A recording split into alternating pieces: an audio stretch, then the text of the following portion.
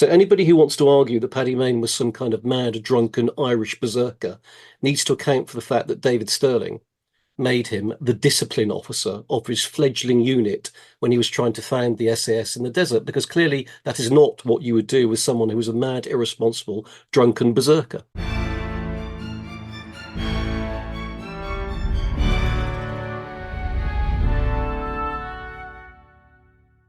Hello. Blair Paddy Mayne was one of the most decorated soldiers of the Second World War and one of the original members of the SAS. After David Stirling was captured, he commanded the regiment and carried out incredible acts of heroism, but controversially was never awarded the Victoria Cross, the highest award for gallantry. He also battled demons, as his war experiences, including discovering concentration camps, had a big effect on his mental health. Joining to discuss Paddy Mayne is Damien Lewis, author of SAS Daggers Drawn, as we look at the psychological impact on Mayne and his comrades during the war. Plenty more histories on the way, including Ben McIntyre on the Iranian embassy siege, so please do subscribe, follow and share, and if you can give a kind rating, that would be wonderful. But in the meantime, it's me talking with Damien Lewis on Paddy Mayne.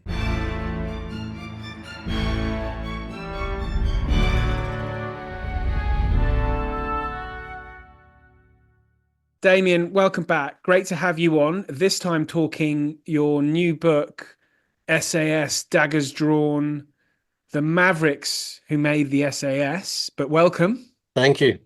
Great to be back with you. Thank you. And this is great stuff because this features all these, well, they are extraordinary men who are really at the kind of, I guess, pinpoint of the spear in 1944 and 1945 as the Allies invade Europe. And this is almost like, and I wanted to ask you first off, really, this is almost like a sort of a new version of the SAS that perhaps listeners are familiar from North Africa, where, you know, that was early on under David Stirling's leadership. And it seemed like, because it was such a new unit, quite a few operations didn't go as well as they could have. It's probably a bit of an understatement. And they've managed to hone their practice in Sicily and Italy. And by the time they get to France and operations in France and then Germany, they're really actually almost, I don't know, unrecognizable from the unit in the African theatre. Yeah, there's a lot of obviously, very battle-hardened veterans in the unit by now. Of course, there's an awful lot of newcomers because they've had a massive recruitment drive in spring 44 prior to D-Day. They boosted the numbers up to, 2,000 from around about 600. So massive recruitment drive. And interesting enough, a lot of the British recruits came from the British Resistance Organization, which of course was the kind of, the organized top secret organization we set up, which was supposed to fight a guerrilla warfare against the forces of Nazi Germany should they invade. So you have this mixture of, SAS originals, people who've fought through North Africa, battled through Italy, been involved in some of the toughest SAS operations to date. And then you have this influx of new recruits, but some of who themselves are uniquely suited to these kind of operations, because as I say, they're either former commandos or British Resistance Organization. And that blend brings something very new to the table when they parachute deep into Nazi-occupied France. Some in the hours preceding D-Day, but most in the immediate aftermath to carry out these incredible sabotage operations against, Hitler's armored legions and his convoys and his fuel depots and all those things that we needed to hit to stop the German war machine from getting to the Normandy beaches and driving us back into the sea. And I suppose the feeling is different because mostly in the past you could argue they've been somewhat on the back foot, or at least they've been part of a largely losing Allied side. Now they're part of an Allied army which is very much on the forefront and very much on the march towards Berlin. And at the same time, there's great poignancy and steel added to their missions because they are aware that not only have any number of their comrades who've been captured in battle never returned, so they've disappeared into the Nacht and Nebel, the night and fog, as the Germans called it, and they suspect very much that they've been tortured and executed, but they are aware that should any of them get captured, the fates do not look good. And the priority, if facing capture, is very much to avoid being identified as a member of the SAS, because being identified as a member of the SAS in the summer of 44 and onwards was seen as a death sentence. So it's a very different feeling. It's very much a regiment that has come of age, and very much a unit which so much is expected of, but actually which, delivers to an extraordinary degree. Presumably, this is partly down to the commando order that Hitler issues. That means that if you're caught behind the lines, you're treated as some kind of spy, and therefore, the death penalty results. Is that the main reason for the risk for him? Absolutely. Absolutely. So, for whatever reason, Hitler took behind the lines SAS, Commando, and SOE operations as somehow being a personal affront to him. Um, he was apoplectic, and certainly was more and more apoplectic the more successful they became. Now, admittedly, there were times when these units did try to assassinate senior figures in the Nazi regime.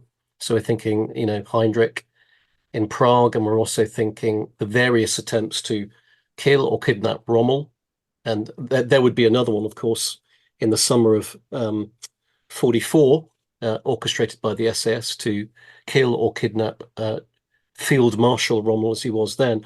But Hitler had taken these things very personally, and it's hard to understand why, but he tasked his lawyers, his legal team, to draft what became known as the Commando Order.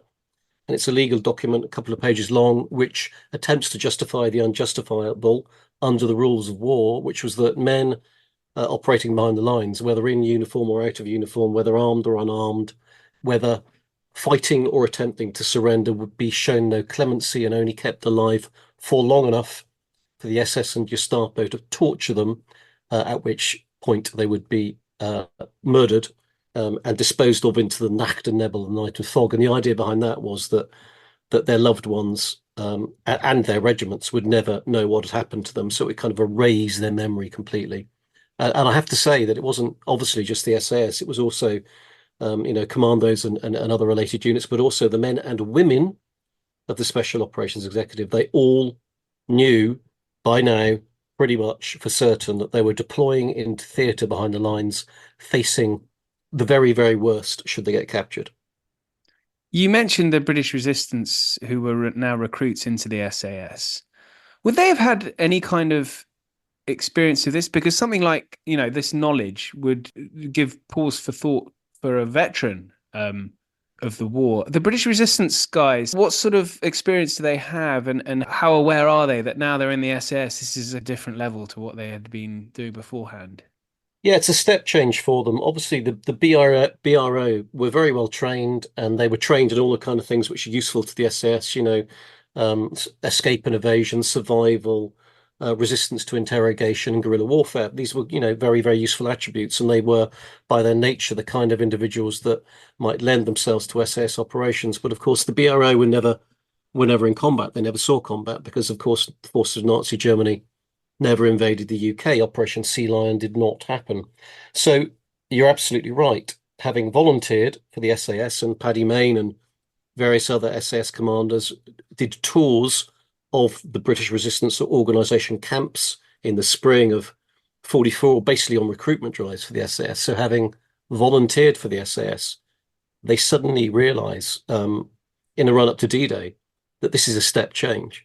They're not just deploying behind the lines, which is daunting enough in itself, into Nazi occupied France, wherein the forces of Nazi Germany obviously now realise that they are on the back foot, on the retreat, and very soon may even be fighting for the survival of Nazi Germany itself. So they're desperate, and desperate people do desperate things, as we all know. But not only that, they also are aware of, or should be aware of, that capture is a death sentence. Well, you've mentioned Maine there, and he's an extraordinary figure. I mean, for a start, he, over the course of the war, I think was awarded 4 DSOs for Hmm. Distinguished Service Order, and I quite want to talk to you about the Victoria Cross towards the end of the conversation. But I wondered if you could just talk about a little bit about Mayne, because I'm sure listeners may be familiar with the TV show Rogue Heroes, and where he's played by Paddy O'Connell, I think. But he was a brilliant rugby player, which interests me. I'm a big rugby fan. I also support Ireland. He played for Ireland I think he was a lock forward, wasn't he? Hmm. Absolutely. Yep. And not only for Ireland, but also the Lions. So he was larger than life, kind of man's man, even before he joins the SAS. He was indeed. Paddy Mayne was a towering figure even before he joined the military. He was, as you say, captain multiple times for the Irish rugby side. I mean, he was from Northern Ireland, but individuals from Northern Ireland can play for the South. They're all one when it comes to rugby. And he had played for the British and Irish Lions in 1938 of their tour of South Africa, and was praised in the South African sporting press, which does not give praise lightly to teams other than South Africa, as being outstanding. So he was a absolutely, sterling rugby player from the get-go. He was also, the Irish University's heavyweight boxing champion. So this individual was no fading violet. That was before the war. Then, of course, he becomes one of the founders of the SAS, and incidentally is made the PT instructor, which you can understand, physical training. Obviously, he's the man for the job, but also made the discipline officer of the SAS at the very outset. David Stirling, the SAS founder, made Paddy Mayne the SAS discipline officer. So anybody who wants to argue that Paddy Mayne was some kind of mad, drunken Irish berserker needs to account for the fact that David Stirling made him the discipline officer of his fledgling unit when he was trying to found the SAS in the desert, because clearly that is not what you would do with someone who was a mad, irresponsible, drunken berserker. And just to give you a flavour of Paddy Mayne's idea of discipline, because really is delicious, he basically said to the men, if you have done anything wrong, you will admit to it, and then you stand as many rounds in the boxing ring here at the camp as you can with me, after which it's all forgotten. There's no paperwork, and bygones will be bygones. And the men loved it. That's exactly what they wanted. They didn't want officialdom and blots on their copybook. But Mayne, being Irish and having the humour and the luck of the Irish, said, but there's one get out clause. If you can make me laugh with your excuse for why you've done what you've done, I'll let you off. So I'll give you a little flavour of what that entailed. One of the individuals was walking back to their base in Kabrit in Egypt in the desert, having been out on the town, and he's 2 hours late and goes for Mayne. And Mayne says, well, what's your reason? He says, well, it's like this, sir. Walking back to the camp in the middle of the desert, stopped to light a cigarette, as one does. The wind was blowing really strong, so I turned the other way to shelter the flame of the match. And when I'd lit my cigarette, had a few drags, I forgot to turn back round again. So I walked the wrong way for 2 hours. All the desert looks the same. There were no landmarks to prove to me that I was doing the wrong thing. Then eventually I realized, turned around, and that's why I'm late. And Mayne roared with laughter and let him off.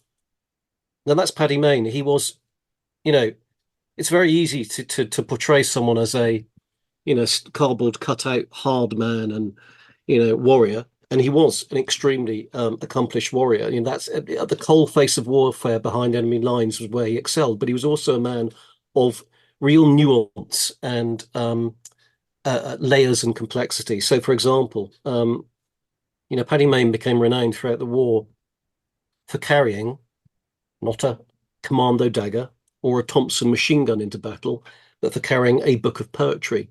It's an anthology that had been put together by General Wavell, and it's called Other Men's Flowers. And there's a lot of great war poetry in there, Siegfried Sassoon and lots of other people. But there's also a great deal of philosophical poetry, nature poetry, poetry about people and life. It's a very eclectic volume. And if you visit Newton Ards in Northern Ireland, where Paddy Mayne comes from, there's a statue there in the main square. And I think this says it all, really. He's not there cast in bronze with a Tommy gun or a commando dagger or a grenade. He's cast in bronze with a book of poetry in his hands. If you look at who Paddy Mayne's friends were in the SAS, they were the intellectuals.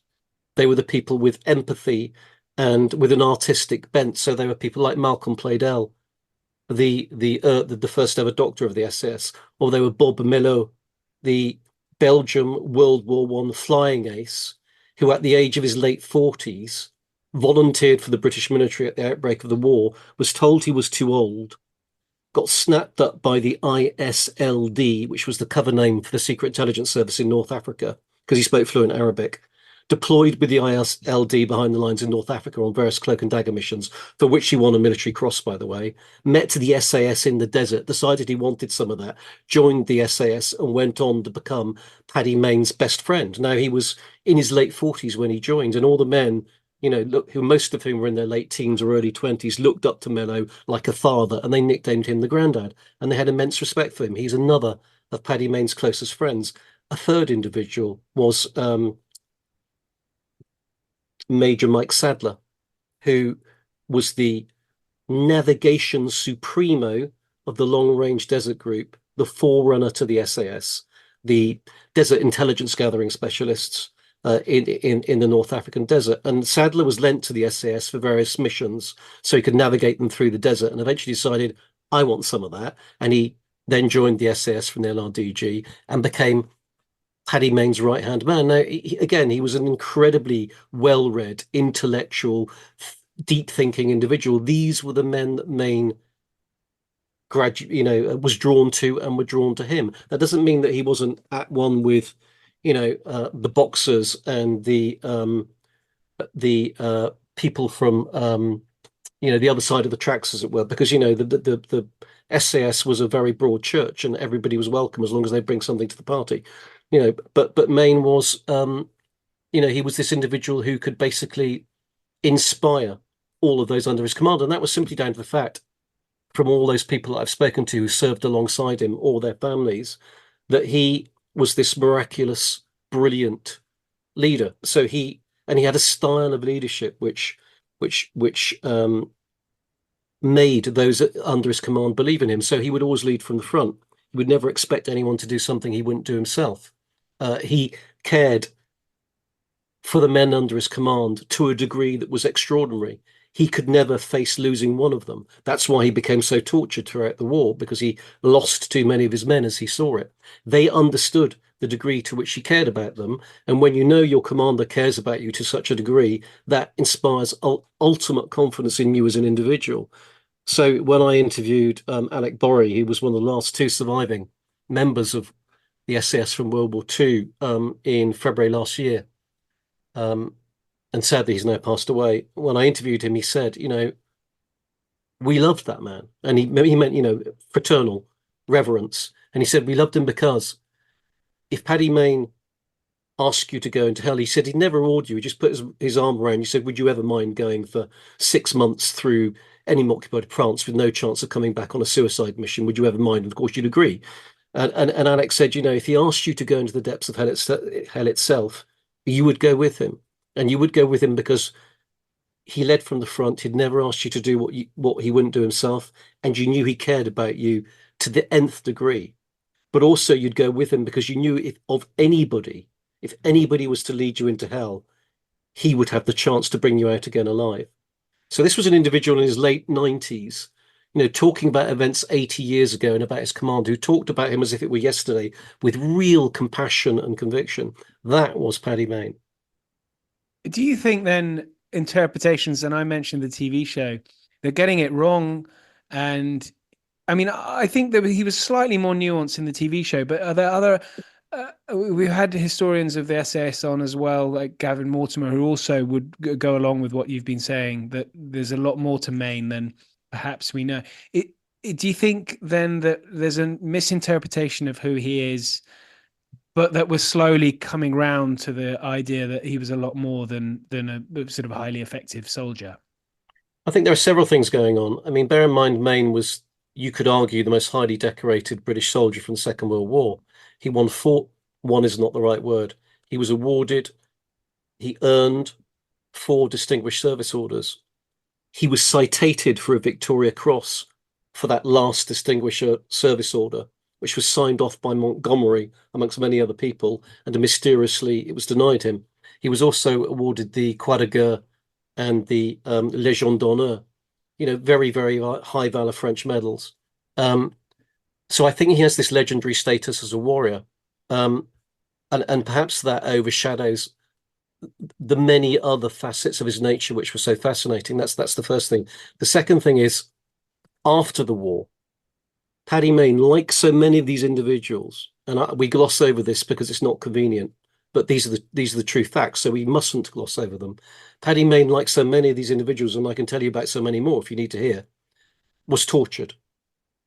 And we would now know he was tortured by post-traumatic stress disorder. At the time, of course, there was no diagnosis. It wasn't even recognized. In fact, it was shameful. In fact, the diagnosis they had at the time was psychoneurosis, and and the treatment, in inverted commas, was electroshock therapy.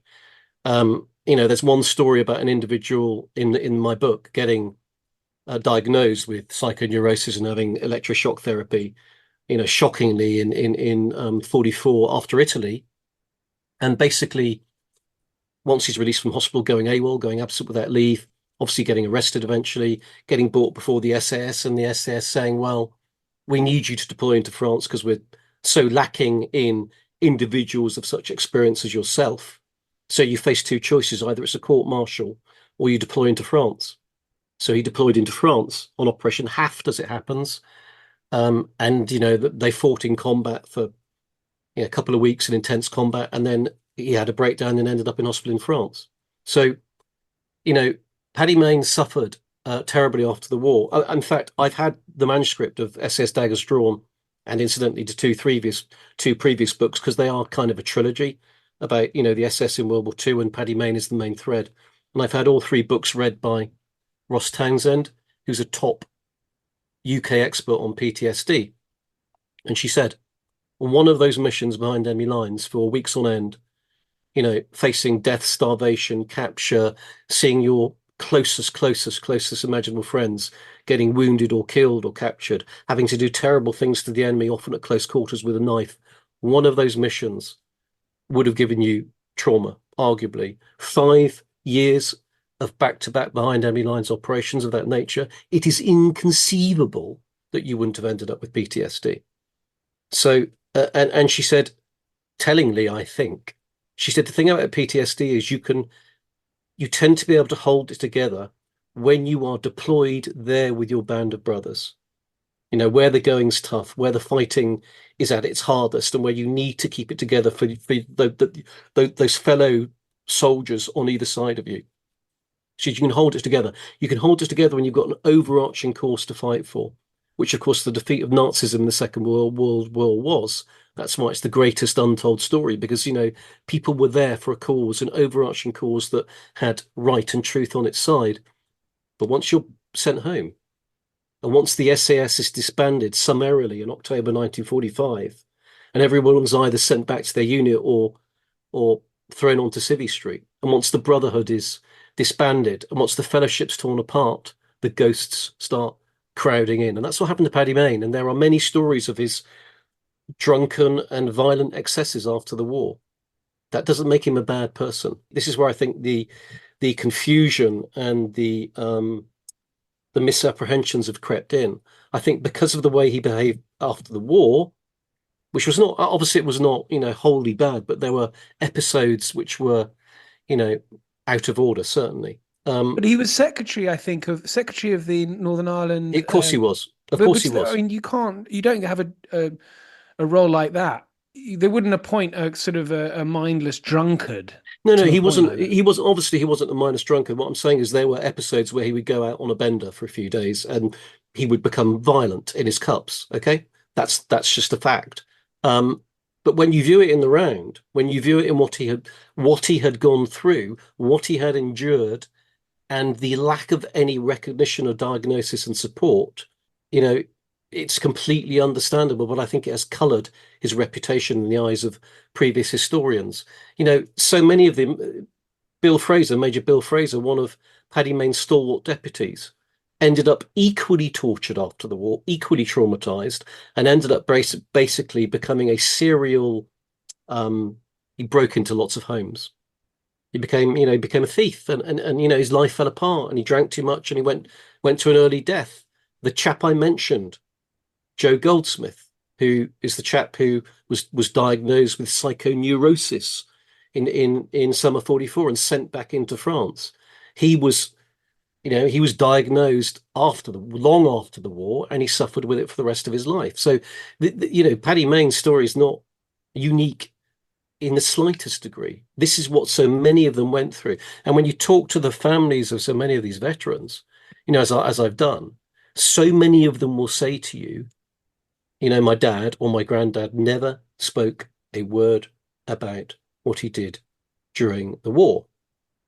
And one or two might say, but one time he did. I asked him a question and it just seemed to trigger something. And he started talking and then he was in floods of tears. Well, that is how people with PTSD deal with PTSD. You hide it all away because if you start talking about it, it will open the floodgates and you don't want that to happen. The ghosts really will crowd in. So that's a bit of kind of insight into why I think he has been maligned, in my view. And that view has been inspired by and informed by speaking to veterans who served with him, by reading the contemporary accounts at the time, hundreds and hundreds of reports and diaries, from individuals who were not just your average soldier, but real intellectuals with the ability to observe and assess and portray characters in all their complexity, and accounts written after the war. Hello, Ollie here. Please forgive my interruption, but I wanted to let you know that at Aspects of History, we produce a digital magazine featuring articles, interviews, short stories, and book reviews of the best historical writing available. Authors featured including Ben Macintyre, Lucy Worsley, Andrew Roberts, and plenty more. An annual subscription is available for only $9.99. That's pounds or dollars. Yep, you heard that right. That's 6 issues for under £10 or dollars. Head over to aspectsofhistory.com to subscribe, where you can also gift subscriptions since Christmas is coming. Now back to the show. It's so interesting reading, as you say, at the end of the book, all the individuals mentioned in the book, you explain what happened after the war, and so many, as you say, have suffered. I'm not suggesting for a moment that the existence of the regiment would have been any kind of therapy, but the fact that the SAS was sort of disbanded at the end of the war, was that difficult for a lot of the veterans of the unit, in that there was no longer, they didn't have a job anymore, and it's something that could have filled a gap or a hole for them after the war?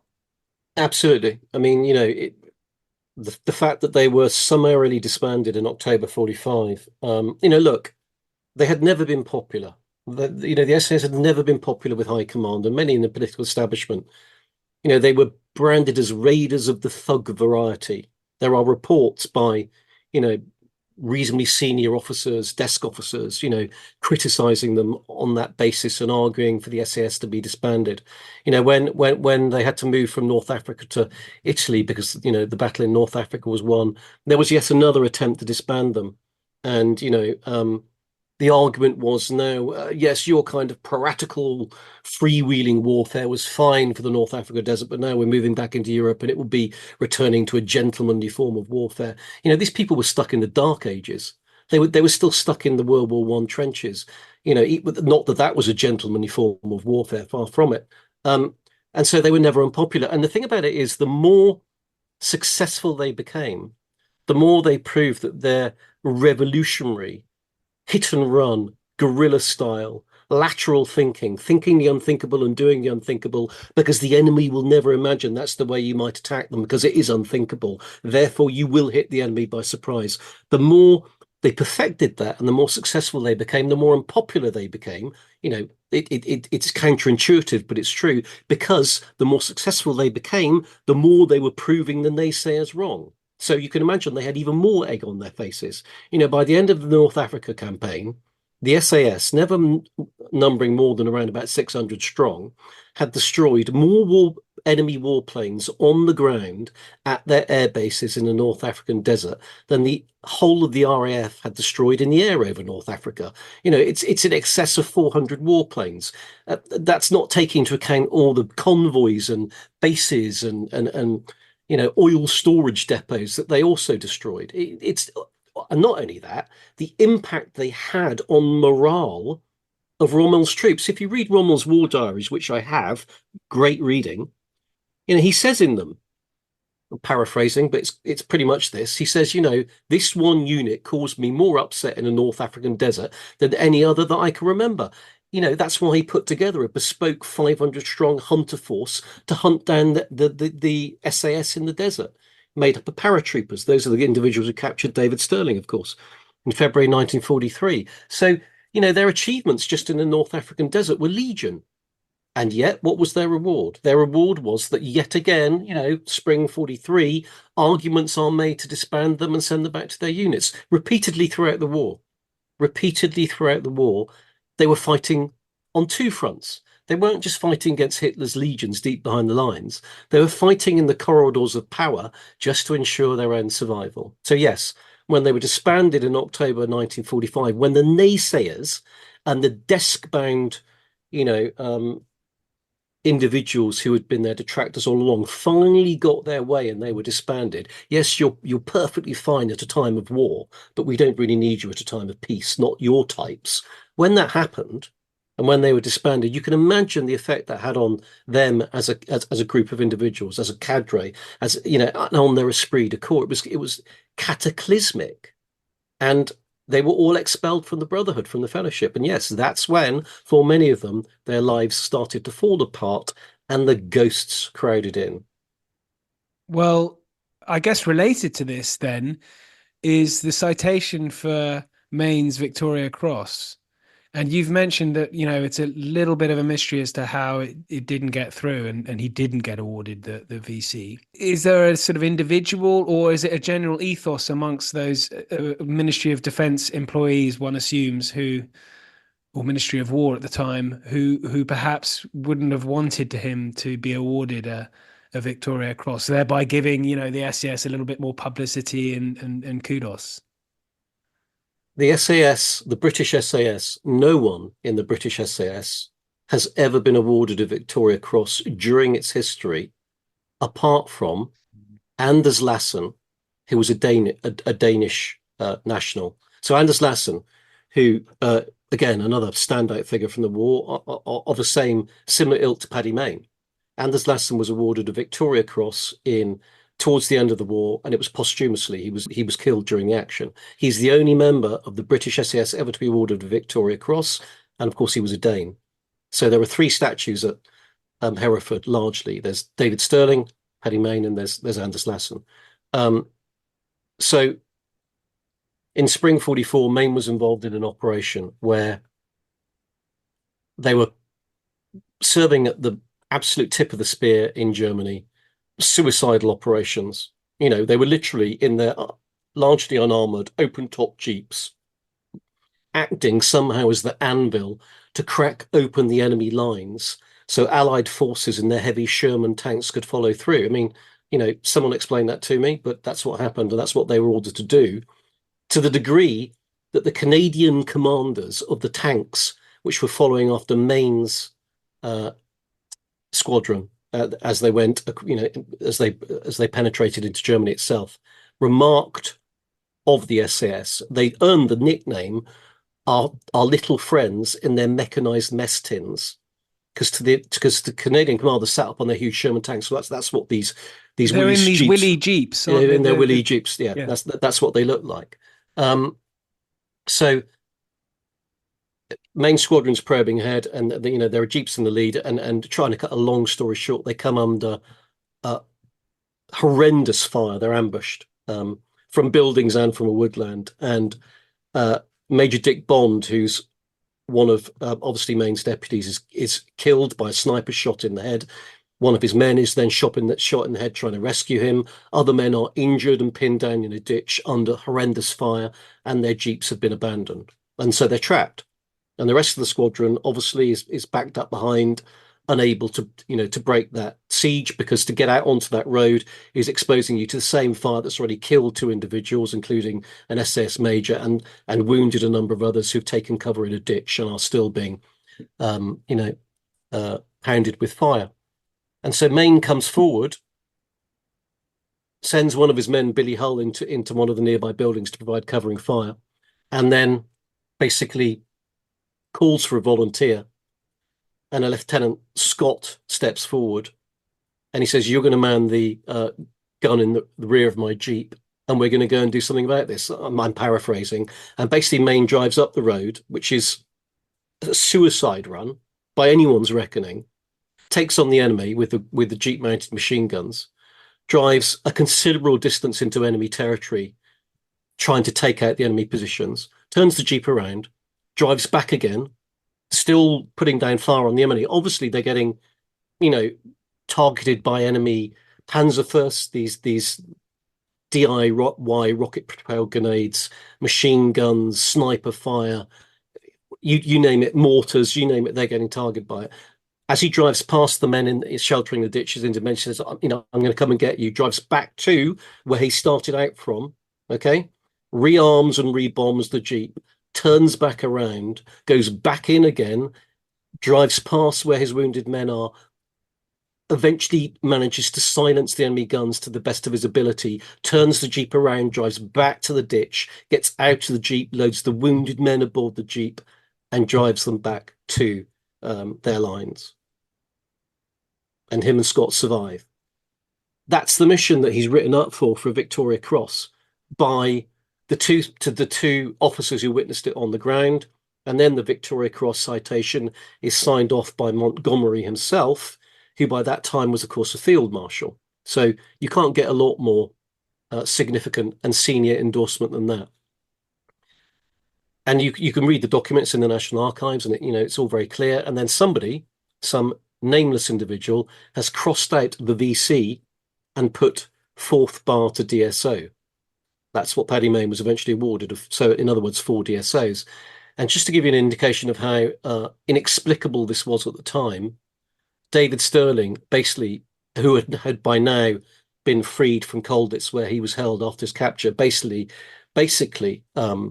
described it as being despicable and an appalling outrage that Paddy Mayne had not been awarded the VC, and basically said they will never award a VC to the SAS because we are so unpopular.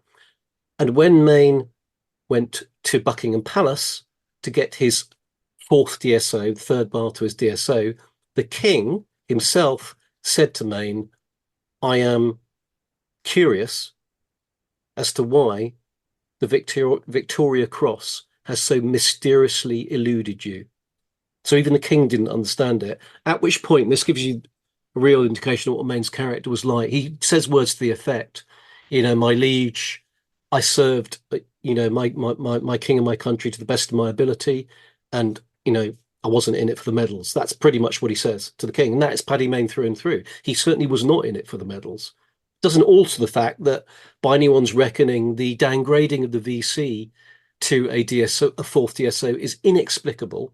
And to this day, there are individuals who've been named as being responsible, and I name one of them in the book, but there is no proof. And trust me, Oliver, we have searched high and wide for it, and there just is not a document that we can produce that proves exactly who downgraded it and why.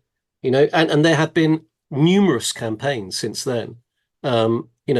One was signed off by 100 British MPs to have the VC, given to Mayne, because, all the documentation proves it should have been. And they have all been disavowed either by the defense minister who was serving at the time and or by the Ministry of Defense, saying we never reconsider decorations after the event. It's not good enough. It isn't good enough, and it needs to be looked at again. One imagines it would set a precedent, supposedly. That's the only reason I can think is that, if you do that, then you're open to other awards being setting a precedent. The fear of setting a precedent doesn't make it justifiable to perpetuate a wrong. That's not acceptable. You can't justify injustice by saying to fix that injustice would set a precedent. That's a tautology. I wonder if it's a sort of MOD mindset that, it's just goes against everything that they, I guess, believe. It's a sort of a bureaucratic mindset, one imagines. I don't know, but if you look at the individuals who have campaigned to have the decision overturned and the right thing done, if you look at the caliber of the individuals who've done that, including senior military figures, it remains very hard to understand. Well, as you say, the citation, if it's signed off by Monty at the time, I mean, it's extraordinary. It didn't get through. I know we're running out of time, but I wondered what was Mayne's relationship with Stirling, because Stirling is, as you say, he's captured. Is it February 43? Yeah, And so actually, Mayne commands the regiment for, well, is it as long or if longer than it's longer, it's longer? Yes. longer than David Stirling commanded it. Their relationship, in my view, was very good. I have come across no criticism of Stirling by Mayne and very little of Mayne by Stirling, and certainly not from the time of the war. I think they had a very healthy competition in North Africa where they were both vying to see who could get the most enemy warplanes, for example. Of course, Paddy Mayne was always going to win that hands down, and it probably did rankle David Stirling to a certain extent. But however, look, they played very different roles and both were essential. David Stirling was the founder. Paddy Mayne went on to command the SS, and Paddy Mayne, as I've said, was just a doyen of behind guerrilla lines operation at the coalface of warfare. That's where he excelled. David Stirling excelled equally in just as important a position, which was in the corridors of power, where he had to fight for their survival. And so, just one example, in North Africa, yet another attempt is being made to disband them, and the only way that they actually avoid disbandment is that Churchill has to be flying through North Africa. He's stopping over in Cairo. In fact, on his way to Moscow to meet with Stalin, to sell Stalin the idea of Operation Husky, the Italy landings as the second front. Stops over in Cairo. Stirling learns about it and goes and meets Churchill, because of course they had family connections. And indeed, Stirling, being a great operator, had Randolph Churchill, Churchill's son, taken him on SAS operations, because Randolph Churchill was, something of a soldier, something of a reporter. So he'd taken him on various ops. And Randolph had written to his father in glowing terms. And so Stirling meets Churchill in Cairo and basically says that this is the situation.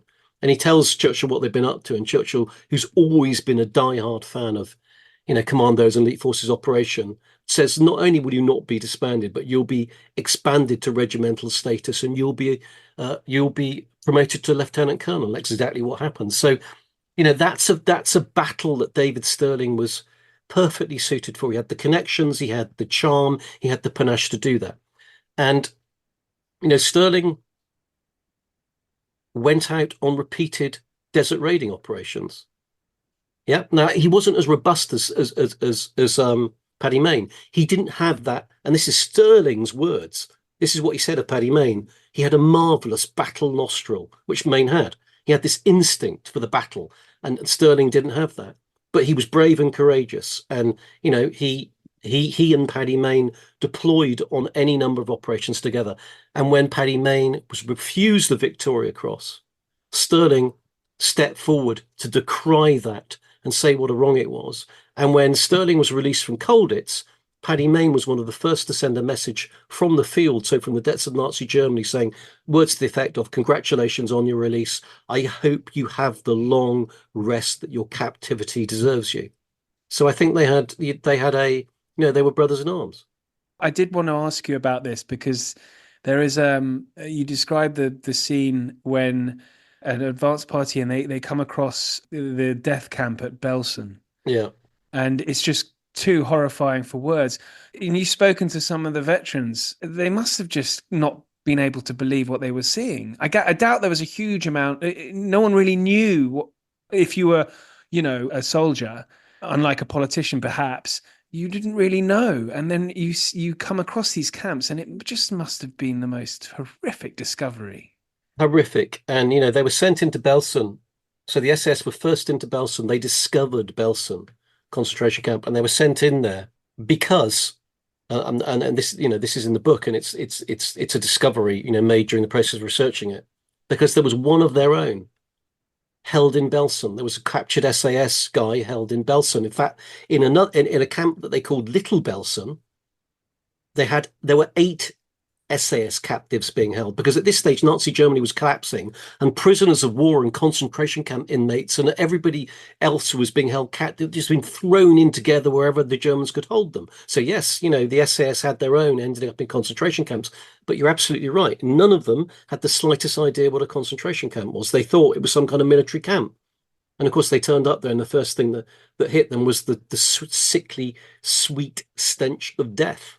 And then just the unspeakable horror, unrolled before their eyes. And, just these really unreal alien scenes, like the camp commandant, coming out to meet them and offering them a tour of Belsen, like almost as if he was proud of how efficiently it had been run, and as if he could, Joseph Kramer, as if he could not conceive that what he had done was so heinous and despicable. And even as they were undergoing that tour, there were SS guards still going around shooting inmates for trying to steal a turnip. Well, not steal a turnip. It's not stealing, is it? But take a turnip to eat it. And eventually one of the SAS commanders just rounded all the officers up and said, if I see one more person abusing or mistreating one of these people, one of these prisoners, you're all going to basically get shot. We'll just kill you all. That's pretty much what they said. It stops now. So they arrested Kramer, and they held him until the main body of Allied forces arrived, and then of course he faced war crimes tribunals, as did Irma Green, his female sidekick. But yeah, absolutely, just there are no words, and just to kind of round it off in terms of how enraged they felt. So one of them had taken a load of photographs in Belsen. I mean, I think more than one of them did, but one of them anyway took them to the next German city that they not liberated, because it wasn't a liberation by then, but the next German city that they conquered. He took them to the chemist to get the film developed. When the German chemist, saw what was on the film, he called the Allied military police to get the SAS guy arrested, because he said, this can't be happening. It can't be German people responsible for this. This must be something that the guy bought the film in's been doing. And so the SAS guy who took the film in had to explain to the military police, this is Belsen. And then to the chemist, and repeatedly they had that experience where they would go into a village or a town, and some of these places were very close to the concentration camps, and the people living there would point blank refuse to believe that what they were being told was true. Now, can you imagine what that does to you in terms of your equanimity and your ability to soldier in a way that adheres to the rules of war? Very challenging. Absolutely. And, witnessing these horrors, I guess, is another contributing factor to dealing with all the strains that they'd experienced after the war. Absolutely, yeah. Obviously, when you talk to the veterans or the veterans' families, and you ask, and then they start to talk about, how their father or grandfather was plagued by his wartime experience. So many of them cite, these experiences of liberation in the concentration camps, and so many of them, when they've looked and found their father or granddad's wartime artifacts, there have been clippings in there, newspaper clippings in there, of the discovery of the concentration camps. Damien, I guess a somber note to end on, but this has been an extraordinary chat, actually, really eye-opening and fascinating stuff. So listeners, links are in the show notes. SS Daggers Drawn. I mean, it's a really, really, really fascinating book. And Damien, this has been wonderful. So thank you. No, thank you. Absolutely. Thank you very much for listening. Lots more history to come, so please do subscribe, follow and share. But until then, thank you and good night.